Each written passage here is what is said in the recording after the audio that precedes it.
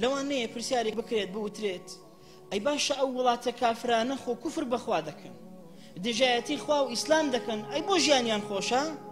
بۆ ئەو بەڵام موسیبەتانە ڕوو لەوان ناکات؟ خوا وەڵامی ئەو پرسیارەشی داوینەتەوە براکان. پەروەردگار دەفەرمێ من كان يريد العاجلة عجلنا له فيها ما نشاء لمن نريد ثم جعلنا له جهنم يصلاها مذموما مدحورا. پەروەردگار دەفەرمێ هەر کەسێک دنیای بوێ و هەوڵی بۆ دنیا بێت، مەبەستی بەس دەستکەوتنی ڕازاویەکان و جوانیەکانی دنیا بێت،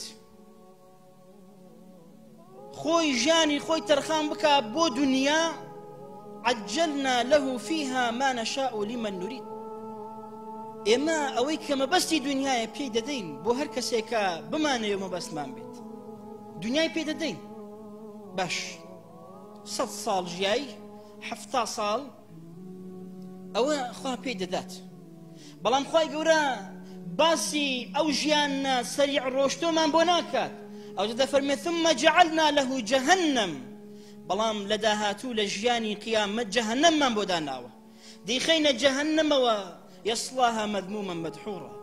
بەو پەڕی سەرشۆڕی، بەو پەڕی سەرزەنشکراوی، بەو پەڕی زەلیلی خوای پەروەردگار تێدا دەسووتێنێت.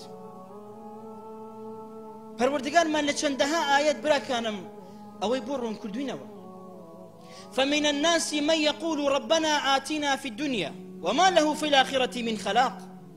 پەروەردگار دەفەرمێ لە خەڵکی هەیە بەس داوای دنیا دەکە، خوایە دنیام پێ بدە، خوایە ئەوە، خوایە بەس باسی دنیا. پەروەردگار دنیا دەدات بەو کەسە، وما له في الآخرة من خلاق، بەڵام لە قیامەت هیچ بەشێکی نییە.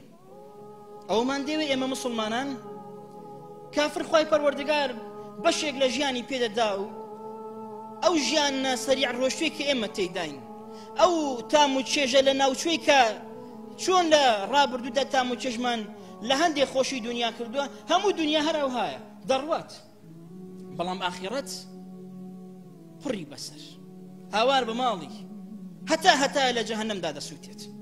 بەڵام ئێمە وا ناڵێین، ئێمە لە هەر کەسێک لە ئێمە بپرسن مسلمانان، ئێمە دەڵێن ئێمە مسلمانین، ومێدمان بەخوا هەیە، دەچینە بەهەشتەوە، ڕەجا ڕەحمەتی خوا دەکەین، ئەرە وەڵا پلەی بەرز بەهەشت ئینشاڵڵا بەنسیبمان دەبێ، لەو ناڕەحەتیە نەجاتمان. ئێمە باسی قیامەت دەکەین براکانم، ئێمە بە حساب هەوڵ بۆ قیامەت دەدەین. ئێکە هەوڵ بۆ قیامەت دەدەین کوا پێمانەوە دیارە ئێخوا بەوە ڕازی نییە، لێمان ڕازی نابێت تۆ ئیدیعای شتێک بکەی بەڵام پێتەوە دیار نەبێت. بۆ ئێخوای گەورە موسیبەتت بەسەر دێنێ، بگەڕێەوە، تۆ لەسەر ڕێگەی غەڵەتی بگەڕێەوە.